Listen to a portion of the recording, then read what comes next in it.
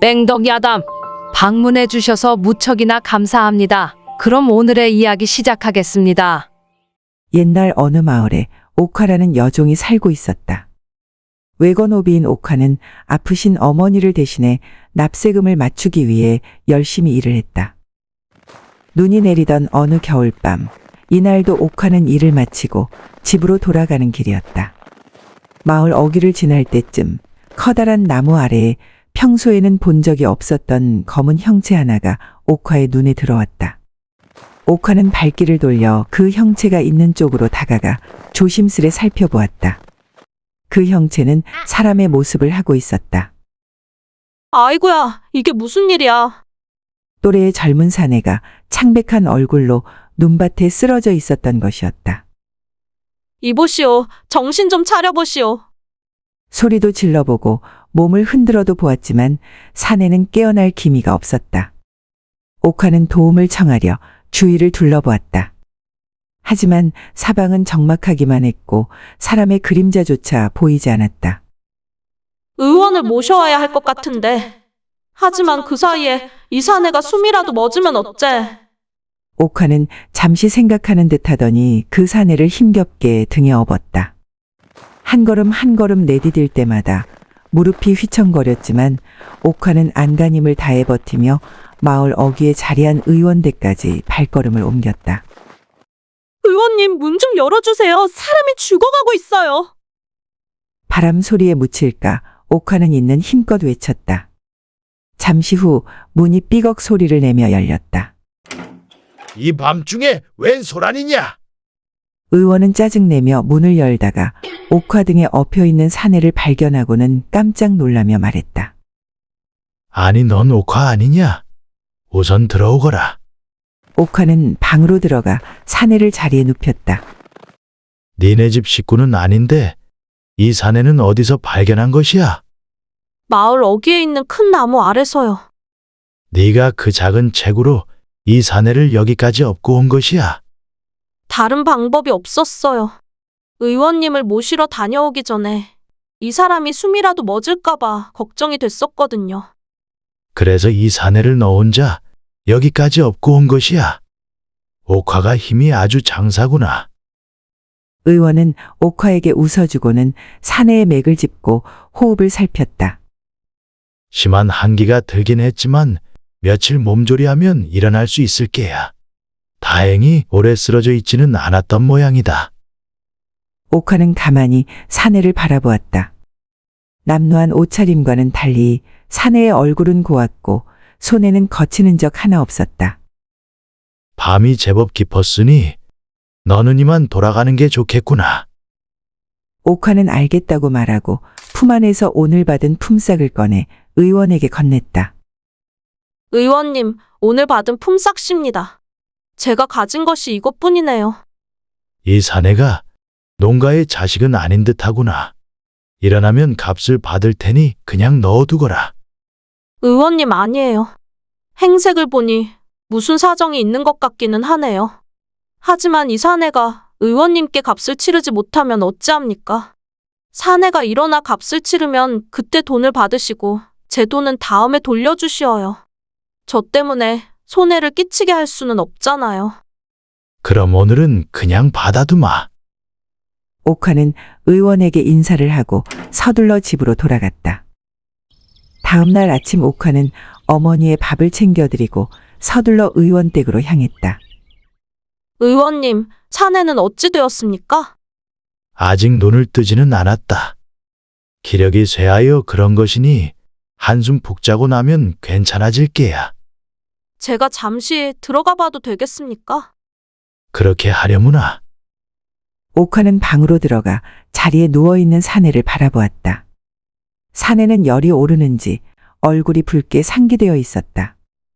옥화는 물을 적신 수건을 꼭 짜서 사내의 이마 위에 조심스레 올려주었다. 잠시 후 사내의 눈이 천천히 떠졌고 입술 사이로 희미한 목소리가 흘러나왔다. 물, 네? 뭐라고요?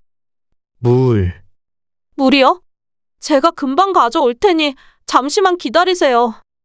옥화는 재빨리 물그릇을 가져와 사내의 입가에 댔다. 사내는 힘겹게 물을 몇 모금 마시더니 다시 눈을 감고 잠이 들었다. 옥화는 방을 나와 의원에게 말했다. 의원님, 그 사내가 잠시 눈을 뜨고는 물 몇 모금 들이킨 뒤 다시 잠이 들었어요. 옥화 네가 사람 하나 살렸구나. 일어나서 물까지 마셨다면 이제는 걱정하지 않아도 되겠다. 저는 일을 하러 가야 하니 일 마치고 다시 들르겠습니다. 그래, 고생하려무나. 옥화는 안도의 한숨을 크게 한번 내쉬고는 서둘러 의원 집을 나왔다. 몇 시즌 후 사내가 천천히 방문을 열고 나왔다. 사내는 마당에 있는 의원을 보고는 말문을 열었다. 저를 구해주셔서 감사드립니다. 이 은혜를 제가 어찌 갚아야 하는지요. 정신이 들어서 다행이구만. 그런데 자네 은희는 내가 아닐세. 일단 방으로 들어가서 이야기하세나. 의원은 사내가 방에 들어와 앉자 그를 유심히 살폈다. 금방 기력을 찾아 다행이네. 헌데 자네는 어찌 이곳까지 오게 되었는가? 기억이 나지 않습니다. 해가 질 무렵이면 한 여인이 이곳에 찾아올 걸세. 그 여인이 아니었다면 자네는 길에서 비명 행사했을 게야. 감사 인사는 그 여인에게 하게나. 아직 무리하면 안 되니 방에서 좀 더 쉬고 있게. 사내는 자신을 구해준 여인이 오기만을 방에서 기다리고 있었다. 잠시 후 의원의 말처럼 해질 무렵이 되자 밖에서 여인의 목소리가 들려왔다. 의원님, 저 왔어요. 사내가 인사를 하기 위해 방문을 열고 나가려는데 두 사람이 대화하는 소리가 들렸다. 옥화야 이제 오느냐? 의원님, 그 사내는 괜찮습니까? 그 대화 소리에 발걸음을 멈춘 사내는 잠시 망설이다가 그대로 가만히 앉았다. 그리고 두 사람의 대화 소리에 귀를 기울였다. 옥화야 이제 오느냐? 의원님, 그 사내는 괜찮습니까? 그 사내는 일어나 밥도 잘 먹고 지금 방에서 쉬고 있단다. 정말 다행이네요. 신령님께서 굽어 살피셨나 봐요. 신령님이 아니라 옥화 네가 그 사내를 살린 것이야. 어서 안으로 들어가 보거라. 아닙니다. 일어났다는 것을 알았으니 그것으로 됐습니다. 옥화는 오늘 받은 품삯을 꺼내 의원에게 내밀며 말했다. 의원님, 제가 오늘 일해서 받은 것이에요. 많이 부족하겠지요? 옥화야, 납세금 맞추기도 힘들 텐데 내게 다 주면 너는 어찌하려고 그러는 게야. 사람이 먼저 아니겠어요. 납세금은 제가 일을 더해서 맞추면 됩니다. 그러니 저 사내를 내치지 마시고 조금만 더 보살펴 주세요. 옥화의 결연한 말에 의원은 더 이상 만류하지 못하고 천천히 고개를 끄덕였다. 감사 인사도 안 받고 가는 것이냐? 감사 인사를 받기 위해 한 것이 아닙니다. 저는 단지 우연히 연이 닿아서 사내를 구했을 뿐이에요.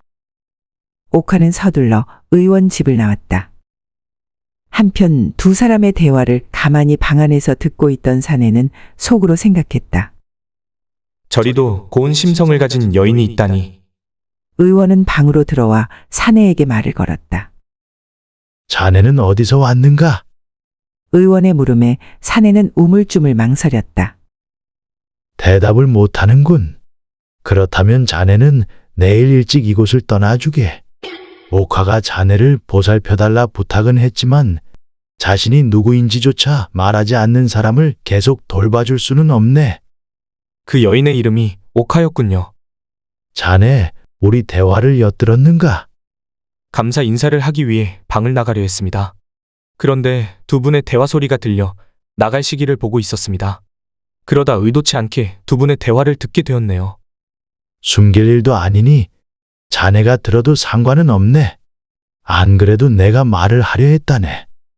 어찌 저런 여인이 있을 수 있단 말입니까? 얼굴 한 번 본 적 없는 사람을 구해주고 자신의 하루 품삯까지 통째로 내어주다니요.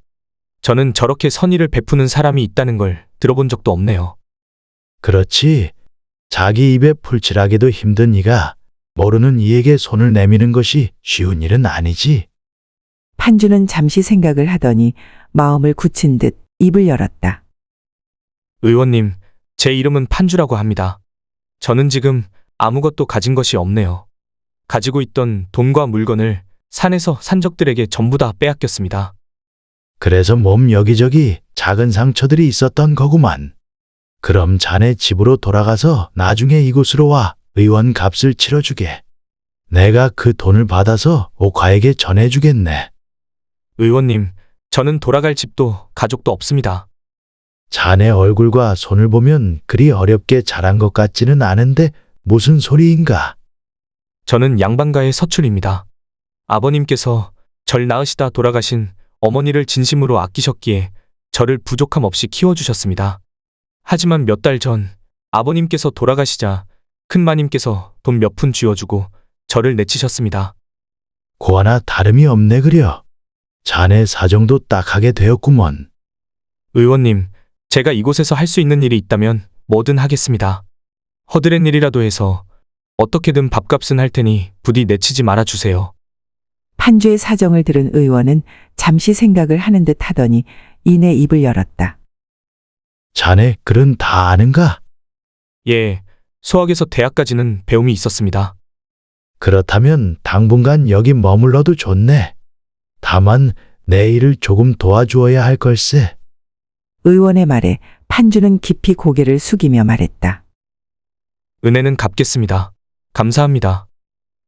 다음 날 저녁이 되자 옥화가 다시 의원 댁을 찾아왔다. 옥화의 손에는 작은 보따리가 들려 있었다. 의원님, 오늘은 제가 품삯으로 보리를 받았어요. 이거라도 받아주세요. 옥화야 그만 됐다. 판주가 일을 거들기로 했으니 이제는 네가 주지 않아도 된단다. 그 산의 이름이 판주였군요.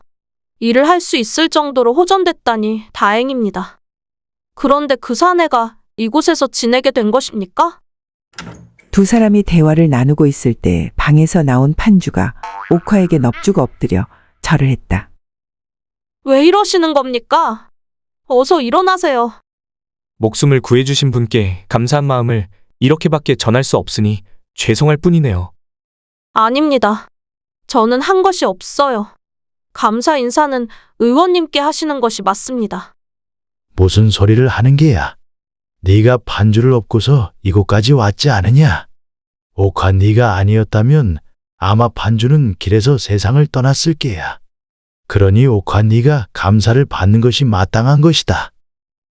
의원은 미소를 머금고 말을 이었다. 나는 잠시 볼 일이 있어 좀 나갔다 와야겠다. 둘이 할 말이 많을 텐데 얘기 나누며 집 좀 보고 있거라. 예, 조심히 다녀오십시오. 의원이 나가자 두 사람 사이에는 서먹서먹한 기운이 감돌았다. 침묵을 깨고 판주가 먼저 입을 열었다. 실례가 안 된다면 나이를 물어봐도 되겠습니까? 저는 17입니다. 저보다 한 살이 더 많으시니 앞으로 누님이라 불러드릴게요. 누님이라는 소리에 옥화의 두 눈은 커다래지고 입은 쩍 벌어졌다. 눈만 껌뻑이던 옥화는 이내 얼굴을 붉히며 수줍은 듯 입을 열었다. 그러실 필요까지는 없는데. 아닙니다, 누님. 앞으로 누님을 위해서라면 저는 제 목숨도 내놓겠습니다. 목숨을 내놓다니요. 어찌 살린 목숨인데 그리 쉽게 말하는 겁니까? 옥화가 화를 내듯 말하자 판주가 새어나오는 웃음을 참으며 말했다. 알겠습니다. 그럼 목숨만 빼고 다 할게요. 판주가 넉살스럽게 말하자 옥화는 웃음을 지었다. 그날 이후 판주는 약재를 정리하고 간단한 심부름도 하면서 의원의 일손을 도왔다. 옥화는 2, 3일에 한 번은 일을 마치고 의원 댁에 들려 판주와 시간을 보냈다. 의원은 시간이 날 때마다 판주에게 약재의 효능과 의술의 기초를 가르쳤다. 판주는 영민했다.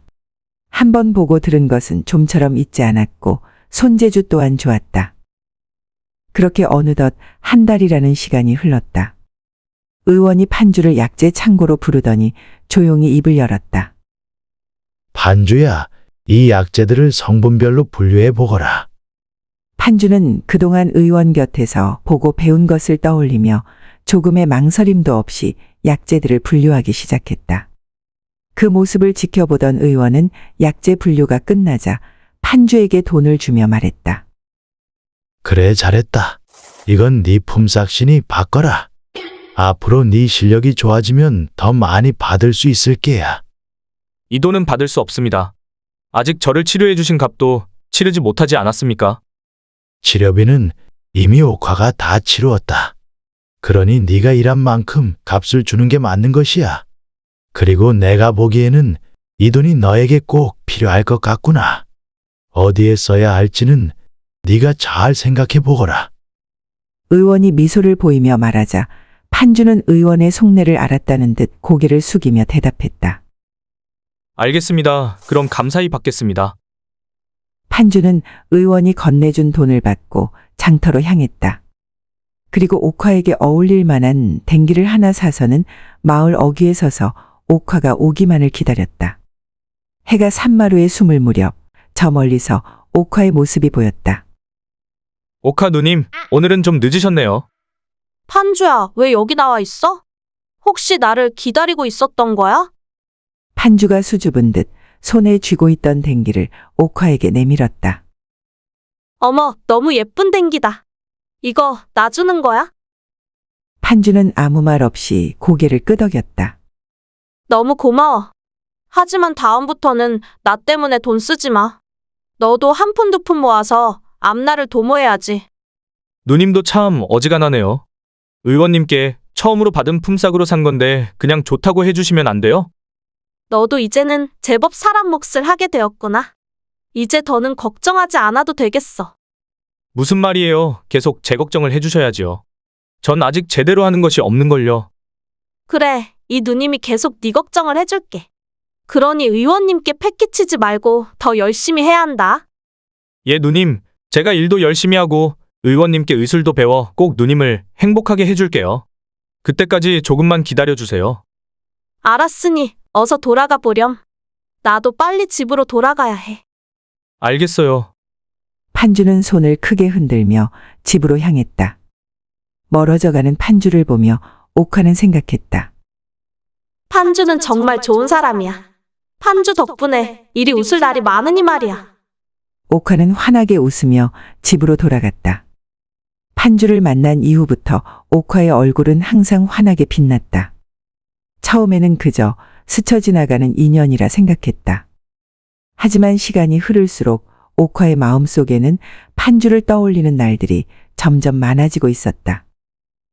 다음 날 옥화가 일을 나가기 전 판주에게 선물 받은 댕기를 하고 의원댁을 찾았다. 옥화 왔구나. 의원님, 여기 먹을 것을 좀 가져왔어요. 그래, 고맙구나. 판주는 어디 갔나요? 잠시 심부름을 나갔으니 금방 올 것이다. 판주가 나가고 없다는 말에 옥화는 실망한 듯한 표정을 지었다. 그 모습을 본 의원이 너그럽게 웃으며 말을 건넸다. 곧 돌아올 때가 되었으니 네가 일을 가다가 마주칠 수도 있겠구나. 옥화가 환하게 웃으며 의원에게 인사를 하고 길을 나섰다. 옥화가 주변을 두리번거리며 길을 걷고 있는데 저 멀리서 판주의 모습이 보였다. 옥화는 판주의 이름을 부르며 그에게 다가갔다. 자신의 이름을 부르며 다가오는 옥화를 보자 판주의 가슴은 두근두근 뛰기 시작했다. 판주야, 네가 선물해준 댕기를 한 모습을 보여주고 싶어서 아침부터 의원댁에 들렸었어. 그런데 네가 심부름으로 나갔다는 말에 못 보여줄까 걱정했는데 이렇게 만나 다행이야. 나 어때? 하늘에서 선녀가 내려온 것 같아요. 판주는 자신도 모르게 속내가 나와버렸다. 판주의 말을 들은 옥화의 두 뺨이 붉게 물들었다. 나 놀리는 거지? 나는 서둘러 일을 나가야 하니 너도 어서 의원댁으로 돌아가 봐. 누님, 저는 진심으로 한 말이에요. 내가 볼품없이 생겼다는 것은 나도 잘 알고 있어. 하지만 네가 그리 말해주니 기분은 좋구나. 아무튼 고마워. 그럼 나는 다녀올게. 멀어져가는 옥화의 뒷모습을 보며 판주의 마음은 더욱 복잡해졌다. 내가 왜 이러지? 어제부터 누님만 보면 가슴이 요동을 치네. 의원님한테 진맥이라도 봐달라 해야 하나? 그날 하루 종일 판주는 옥화를 떠올리지 않는 순간이 없었다. 시간은 흘러 판주가 의원 댁에 온 지도 1년이 흘렀다. 감정을 겉으로 드러내지는 않았지만 옥화를 향한 판주의 마음은 더욱 커져만 갔다. 날이 화창한 어느 날 오후 의원이 판주를 방으로 불렀다. 판주야, 의술을 배워보니 어떠하냐? 어떠하냐니요? 내게 의술을 배우는 것이 좋냐고 묻는 것이다. 예, 의원님. 의술을 배울수록 더 깊이 알고 싶다는 마음이 듭니다. 저는 훌륭한 의원이 되어 옥화 누님에게 받은 은혜를 꼭 갚고 싶어요. 너는 재능이 있다. 하지만 훌륭한 의원이 되려면 많은 공부와 노력이 필요하다. 네가 지금처럼 계속한다면 네가 원하는 바를 이룰 수 있을 게다. 의원님께서 가르쳐 주시는 모든 것을 허투루 듣지 않겠습니다. 그리고 훌륭한 의원이 될 때까지 쉬지 않고 노력하겠습니다. 의원은 따뜻한 미소를 지으며 말했다. 이제 너는 내 제자이자 가족이다. 앞으로 더 많은 것을 가르쳐 주마. 그날 이후 의원은 판주에게 더 많은 지식과 의술을 전해주었고 판주는 밤늦게까지 의서를 읽고 약초에 대한 공부도 하며 묵묵히 수련을 이어갔다. 그러던 어느 날 옥화가 의원 댁을 찾았고 판주는 옥화를 반갑게 맞으며 말했다. 누님, 오늘은 제가 직접 두통약을 만들었어요. 누님이 종종 두통이 있다고 했으니 이걸 가져가세요. 옥화는 그 말을 듣고 환하게 웃으며 말했다. 이렇게 빨리 의술을 배우다니. 판주야, 넌 정말 대단한 것 같아. 저는 누님을 아주 많이 좋아하니까 누님을 위해서라면 뭐든 할 수 있어요. 다음에는 누님을 위해 보약도 지어줄게요. 판주와 시간을 보내고 집으로 돌아온 옥화는 생각에 잠겼다. 판주를 만나고 나서 행복이란 게 뭔지 알게 된 것 같아. 평생을 같이 할 수 있다면 정말 좋을 텐데. 하지만 판주는 그저 나를 누나로서 좋아하는 걸 거야. 하긴 나같이 못생긴 사람을 누가 여인으로 보겠어. 시간이 흐를수록 두 사람의 마음은 더욱 깊어져만 갔다. 서로의 마음을 확인하진 않았지만 둘은 서로에게 작은 행복의 불빛이 되어주고 있었다. 그렇게 작은 행복으로 하루하루를 보내던 어느 날 옥화에게 큰일이 생기고 말았다. 외건오비 생활을 하던 옥화에게 주인마님이 납세금을 2배로 가져오라 한 것이었다. 옥화는 2배로 오른 납세금을 맞추기 위해 날일과 밭일을 같이 하며 쉬는 날 없이 일을 했다. 상황이 그렇다 보니 옥화가 판주를 만나러 가는 횟수도 자연스레 줄게 되었다. 그 사실을 모르는 판주는 날마다 옥화가 오기를 기다렸고 바쁘게 일을 하는 와중에도 틈틈이 대문 밖을 나가 마을 어귀를 바라보았다. 누님이 많이 바쁜 건가? 얼굴을 본 지도 열흘이 넘었는데 찾아갈 수도 없고 궁금해 죽겠네. 그렇게 한 달이 지난 어느 날 옥화가 갑자기 작은 보따리를 들고 나타났다. 누님, 왜 이제야 왔어요? 나를 기다린 거야? 네가 의원일을 게을리 배우고 있었나 보구나. 나를 기다릴 시간도 있고 말이야. 그런 말이 어딨어요. 누님이 갑자기 연락도 없이 안 오시니 걱정이 돼서 기다린 거지요. 옥화 왔구나. 판주가 오늘은 두 다리 쭉 뻗고 잠을 자겠어. 그게 무슨 말씀이세요? 판주가 너를 못 보니 매일 밤 잠자리에 들지도 못하고 안절부절이었단다. 의원이 약을 올리듯 말을 하자 옥화의 두 뺨이 붉게 물들었다. 판주가 그리 기다리던 옥화가 왔으니 나는 자리를 피해 주어야겠구나. 의원님 아니에요. 저도 이것만 전해주고 빨리 돌아가 봐야 해요. 농이란다. 사실 내가 볼 일이 있어서 나가는 길이었다. 판주랑 좀 놀아주고 가거라. 의원이 나가고 판주와 옥화가 마주 앉았다. 옥화는 가져온 보따리를 판주에게 건네며 말했다. 이건 내가 너를 위해 산 거야. 보따리 속에는 곱게 손질된 붓과 먹이 들어있었다. 의원이 되려면 공부를 열심히 해야 한다며. 열심히 공부해서 꼭 훌륭한 의원이 되어야 해. 판주는 아무 말 없이 옥화를 바라보다 용기를 내어 옥화의 손을 살며시 잡았다. 제가 훌륭한 의원이 되면 누님을 행복하게 해드리고 싶어요. 그때까지 기다려 주실래요? 옥화는 애틋한 표정으로 판주를 바라보았다. 판주의 따뜻하고 순한 눈빛을 가슴 깊이 담아두기라도 하려는 듯 옥화는 오랫동안 아무 말 없이 판주를 바라보았다. 그렇게 가만히 판주를 바라보던 옥화의 눈에 눈물이 맺혔다. 기다릴게, 판주야. 꼭 그런 날이 오길 손꼽아 기다릴게. 그러니 지금은 아무 생각 말고 의술을 배우는 것에만 신경 쓰도록 해. 옥화의 대답을 들은 판주는 기뻐 어찌할 줄을 몰랐다. 제가 누님을 꼭 행복하게 해줄 테니 두고 봐요. 그렇게 둘은 한동안 웃으며 대화를 나누었다. 옥화는 판주와 더 많은 이야기를 나누고 싶었지만 어서 돌아가 봐야 하기에 아쉬움을 뒤로하고 문 밖을 나섰다. 판주는 대문 앞까지 나가 멀어지는 옥화의 뒷모습을 바라보았고 판주의 마음 한켠에는 이유 모를 불안감이 밀려왔다.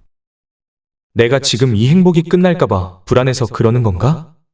누님 뒷모습이 왜 이리 슬퍼 보이는 거지? 그날 이후 일주일이 지나고 보름이 지나도 옥화는 나타나지 않았다. 의원님, 옥화 누님이 왜 오지 않는 걸까요? 아픈 노모도 모셔야 하고 납세금까지 맞춰야 하니 옥화가 많이 바쁜 것이겠지.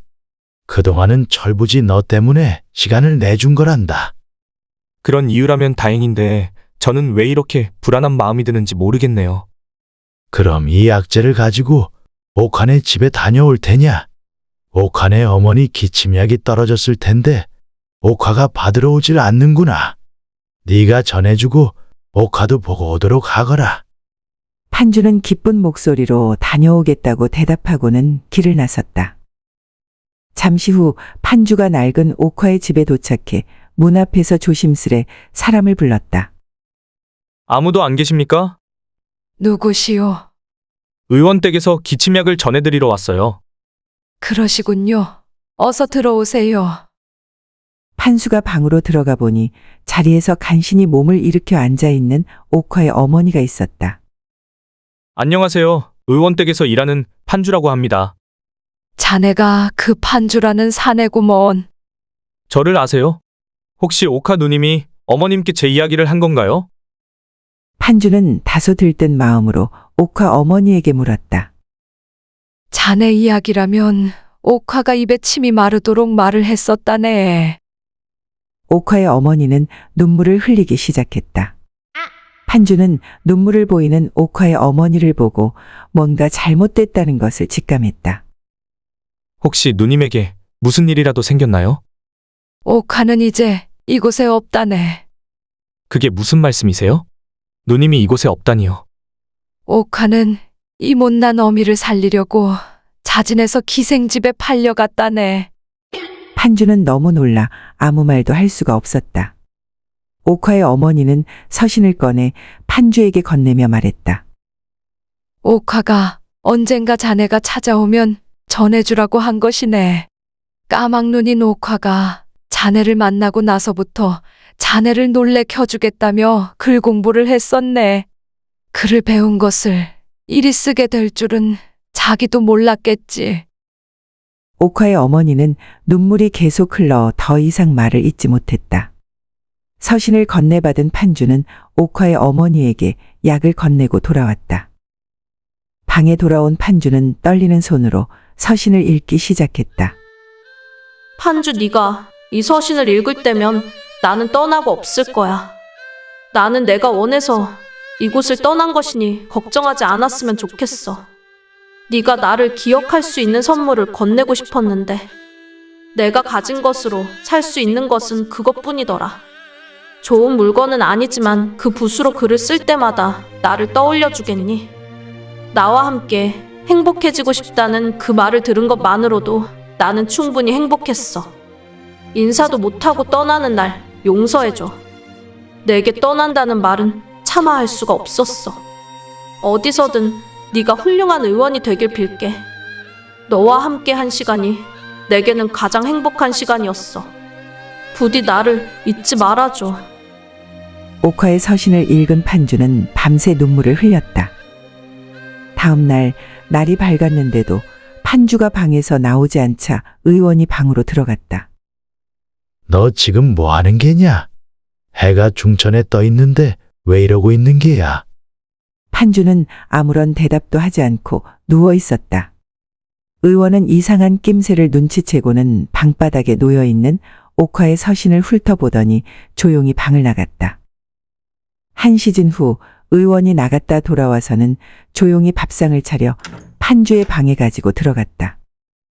옥화가 떠났다고 굶어 죽을 셈이냐? 판주가 일어나 앉으며 말했다. 누님이 스스로 떠났다고 하지만 저는 그 말을 믿지 않아요. 안 그래도 내가 어찌된 영문인지 좀 알아보고 오는 길이다. 옥화 주인마님이 급전이 필요했던 모양이야. 그래서 옥화를 팔 생각으로 납세금을 2배로 올려 옥화를 옥죄인 것 같더구나. 아픈 어머니의 약값도 벌어야 하고 납세금도 벌어야 하니 옥화도 선택지가 없었겠지. 평양 기생집에 팔린 것까지는 내가 알아냈다. 의원님, 제발 도와주세요. 누님을 데려와야 해요. 내가 도울 수 있는 일이라면 그리 했을 것이다. 옥화의 어미가 아직 그 집안의 노비이다. 자칫하면 그 화살이 옥화 어미에게 돌아갈 수도 있다. 경거망동하지 말고 우선은 시간을 두고 생각해보자. 그렇다고 손 놓고 가만히 있을 수는 없는 것 아닙니까? 판주의 목소리에 원망이 섞였다. 의원은 더 단호한 목소리로 말을 했다. 네가 지금 나서면 다치는 것은 네가 아니다. 옥화는 기생집에 팔려가면서도 어미만은 지켜내려 했다. 네 섣부른 행동 때문에 옥화와 어미가 다칠 수 있음을 진정 모르는 게야. 너도 양반가의 서출로 태어났으니 알 것이 아니냐? 판주는 아무런 대꾸도 하지 못하고 눈물만 흘리고 있었다. 언젠가는 때가 올 것이다. 그때를 잡으려면 먼저 실력을 쌓아야 한다. 지금의 너로는 아무것도 할 수 없다는 것을 명심하거라. 의원의 말은 냉정했지만 분명한 현실이었다. 판주는 처음으로 자신이 얼마나 무력한 존재인지를 절실히 깨달았다. 며칠 동안 판주는 거의 말을 하지 않았고 밤에는 잠에 들지도 못했다. 그런 판주의 모습을 지켜보던 의원은 더 이상은 안 되겠다 싶었는지 판주에게 말을 했다. 판주야, 이제 그만하거라. 네가 이렇게 무너지면 옥화는 더욱 슬퍼할 것이야. 판주는 힘없는 눈으로 의원을 바라보았다. 옥화가 너를 기다리고 있으면 어쩌려고 이러고 있는 것이야. 의원의 말을 들은 판주는 갑자기 머리를 세게 얻어맞은 듯했다. 의원님, 정말 제가 노력한다면 옥화 누님을 찾을 수 있을까요? 네가 포기하지만 않는다면 반드시 한 번은 기회가 올 것이다. 의원님, 저를 더 가르쳐 주세요.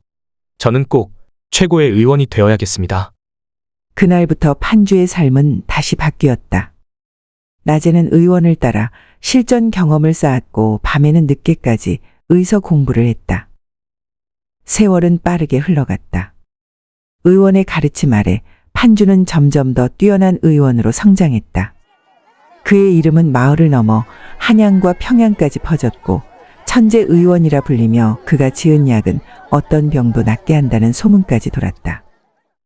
그러던 어느 날 의원 댁 앞에 한 사내가 찾아왔다. 여기가 천재 의원이 있다는 의원댁이 맞습니까? 천재라는 말은 소문일 뿐입니다. 하지만 그 소문의 주인을 찾는다면 맞게 찾아오셨네요. 평양 감사 대감께서 병환이 깊으십니다. 의원의 명성을 듣고 찾아왔으니 나와 함께 평양으로 같이 가줄 수 있겠소? 손님의 말을 들은 판주의 심장이 빠르게 뛰기 시작했다. 평양은 바로 옥화가 있는 곳이기 때문이었다. 판주는 조금의 망설임도 없이 짐을 챙겨 들고 사내에게 말했다. 갈 길이 머니 어서 서두르지요. 판주와 사내는 서둘러 평양으로 향했다. 쉬지 않고 하루를 꼬박 걸어 평양 감사 집에 도착한 판주는 정중히 인사를 하고 평양 감사를 진맥하기 시작했다. 지난해부터 머리가 아프기 시작했는데 처음에는 가볍게 욱신거리는 정도였지. 그런데 점차 심해지더니 이제는 하루도 편할 날이 없구나. 평양 감사의 맥을 짚고 여기저기를 진찰하던 판주가 조심스럽게 입을 열었다. 이것은 단순한 두통이 아니라 기혈의 순환이 막혀 생기는 증상입니다. 판주는 약초들의 이름을 적어 평양 감사의 하인에게 건넸고 하인은 서둘러 그 약초들을 구해왔다. 판주는 평양 감사의 옆에서 며칠 동안 잠도 설쳐가며 약을 다려 먹이고 치료에 전념했다. 그렇게 판주가 치료를 시작하고 얼마 지나지 않아 감사의 병세는 날이 갈수록 빠르게 호전되었다. 오, 이럴 수가. 머리가 전혀 아프지 않구나. 오히려 정신이 더 맑아진 기분이야. 이제는 제가 없어도 지어드린 약만 드시면 곧 완쾌하실 겁니다.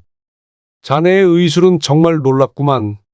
이제 값을 치러야 할 것인데 혹시 원하는 게 있다면 무엇이든 말해보게. 판주는 기회라고 생각했다. 이 기회를 잡기 위해 며칠 동안 잠도 설쳐가며 감사를 치료한 것이었다. 제가 감히 한 가지 청을 올리고자 합니다. 말해보게. 내 능력 안에서라면 무엇이든 들어주겠네. 판주는 한숨을 크게 한번 내쉬고는 입을 열었다. 저에게는 꼭 찾아야 할 사람이 있습니다. 몇 년 전 평양의 기방으로 팔려오게 된 오카라는 여인이지요. 그 기녀가 자네의 연인이라도 되는 이인가? 그 여인은 제 생명을 구해준 은인입니다. 몇 년 전 눈밭에 쓰러져 있던 저를 구해주었지요. 저를 만날 당시에는 외건업이었는데 주인의 횡포로 납세금을 맞추지 못해 기방에 팔려온 것입니다. 원래는 기녀도 아니었지요. 걱정 마시게. 그 정도 일쯤이야. 내 지금 당장이라도 해결해 주지. 감사는 하인을 시켜 평양의 기방을 뒤져 오카라는 여인을 찾으라 말했다. 한참 후 하인이 돌아와 감사에게 말했다. 대감마님, 오카라는 기생은 아무리 찾아도 없었습니다. 하지만 영월관이라는 곳에서 부엌일을 하는 오카라는 여인이 있다고 하여 혹시 몰라 상황만 전하고 돌아왔습니다. 제가 직접 가서 확인하겠습니다. 오카 누님은 선녀보다 아름다운 여인이니 저는 한눈에 알아볼 수 있습니다. 판주와 평양 감사는 곧장 영월관으로 향했다. 잠시 후 영월관에 도착한 두 사람은 영월관 정자의 자리를 잡고 앉았다. 그리고 영월관 주인을 불러 지혜롭고 선녀보다 아름다운 오카라는 여인을 찾고 있다고 말했다. 저희 기방에 기생으로 팔려와 부엌일을 하고 있는 옥화라는 아이가 있기는 합니다. 하지만 우리 집에 있는 옥화는 의원님이 찾으시는 여인이 아마도 아닐 것입니다. 그 아이는 그를 아는 것 빼고는 재주라고는 하나도 없거든요. 그리고 결정적으로 얼굴이 못생겨서 어쩔 수 없이 부엌일만 시키고 있어요. 이런 아이는 저도 처음 겪어봅니다. 영월관 주인이 재미난 듯 옥화를 험담하고 있을 때 한 여인이 정자 쪽으로 걸어오고 있었다. 판주의 시선은 그 여인에게 멈춰 있었다. 남루한 옷차림이었지만 익숙한 걸음걸이, 고개를 조금 숙이고 주변을 살피는 행동, 모든 게 너무나도 그리웠던 모습이었다. 판주의 심장이 갑자기 요동을 치기 시작했다. 판주는 나지막한 목소리로 중얼거렸다. 오카 누님이다. 판주는 시선은 옥화에게 고정한 채 눈물을 흘리며 영월관 주인에게 넋두리하듯 말을 했다. 영월관 주인은 눈이 멀었나 봅니다. 저기 걸어오는 여인의 모습을 보세요. 선녀가 있다면 저런 모습이지 않겠습니까? 저 여인의 손이 거친 것은 어려서부터 아픈 노모를 먹여 살리기 위해 일을 많이 해서입니다. 그리고 저 여인이 다른 여인처럼 살랑거리지 않는 것은 자신보다 더 큰 사내를 살리기 위해 몸을 아끼지 않은 여인이기 때문입니다. 저 여인이야말로 진정 아름다운 여인 아닙니까? 영월관 주인은 넋이 나간 표정으로 옥화와 판주를 번갈아 쳐다보고 있었다. 그때 곁에 있던 평양 감사가 미소를 지으며 말했다. 자네가 찾는 여인이 맞는가 보군. 자네 콩깍지가 아주 제대로 씌이긴 했구만 그래. 여기서 우리는 빠져줄 테니 자네는 저 선녀를 맞이하게나. 평양 감사와 영월관 주인은 조용히 자리를 비켜주었다. 잠시 후 고개를 숙인 채 정자로 올라온 옥화가 말을 했다. 손님께서 저를 찾으셨다 하기에 왔습니다. 판주는 아무런 대답 없이 그저 옥화를 바라만 보았다. 그리고 이내 떨리는 목소리로 말을 했다. 오카 누님, 제가 너무 늦게 왔네요. 옥화는 판주의 목소리가 들리자 깜짝 놀라 고개를 들었다. 그토록 보고 싶었던 얼굴이 바로 눈앞에 있었다. 판주, 네가 왜 이곳에 있는 거야? 정말 판주가 맞는 거지? 제가 누님을 찾아서 데려오려고 얼마나 고생했는지 알아요? 그걸 다 말하려면 사흘 밤낮을 얘기해도 모자르니 각오하세요. 옥화는 아무런 말도 없이 그저 눈물만 흘렸다. 누님, 이제 집으로 돌아가요. 그게 무슨 소리야, 돌아가자니. 판주는 그간에 있었던 일들을 옥화에게 말해주었다. 옥화는 판주가 유명한 의원이 되었다는 말에 자기 일처럼 기뻐했다. 누님이 기생집에 팔려갔다고 해서 제가 얼마나 놀랐는지 몰라요. 누님이 기생이 되셨어도 저는 전혀 상관이 없긴 한데 기생이 아닌 부엌 일을 하고 계실 줄은 정말 예상을 못했네요. 판주가 약 올리듯 말하자 옥화가 뾰루퉁한 표정으로 말을 했다. 내 얼굴이 어떤지는 나도 잘 안다고 내가 전에 말했었잖아. 제게는 그 어떤 여인보다 누님이 제일 아름다워요. 그러니 집으로 돌아가면 저만의 여인이 되어 주셔야 해요. 지금 무슨 말을 하는 거야? 제 색시가 되어 달라고 말하고 있는 거잖아요. 이제는 한시도 떨어져 있을 수 없어요. 그러니 그리 알고 계세요. 옥화가 수줍게 웃으며 고개를 끄덕였다. 두 사람이 한참을 이야기 나누고 있을 때 평안감사가 돌아와 말했다. 자네도 웃을 줄 아는 사내였구만. 대감마님, 진심으로 감사드립니다. 이 은혜는 소인이 죽을 때까지 갚겠습니다. 나를 치료해준 값을 치른 것인데 은혜랄 게 있겠는가. 자네가 집에 도착할 때쯤이면 그 여인의 어미 또한 면천이 되어 있을 걸세. 판주와 옥화는 평안감사에게 감사의 마음을 담아 큰절을 올렸다. 대감마님 댁에 아픈 이가 생긴다면 소인이 한 걸음에 달려오겠다 약조하겠습니다. 그 말을 들으니 내가 아주 든든하구만. 어서 돌아가 선녀와 행복한 삶을 살게나. 판주와 옥화는 집으로 돌아오자마자 작게나마 혼례를 치렀다. 옥화의 어머니와 의원은 두 사람을 축복해 주었고 판주와 옥화는 의원과 어머니를 모시며 평생 행복하게 살았다고 한다. 재미있게 시청하셨다면 구독과 좋아요 부탁드립니다. 여러분의 구독과 좋아요는 뺑덕 야담에게 큰 힘이 됩니다. 그럼 더 재미난 이야기로 다시 찾아뵙겠습니다.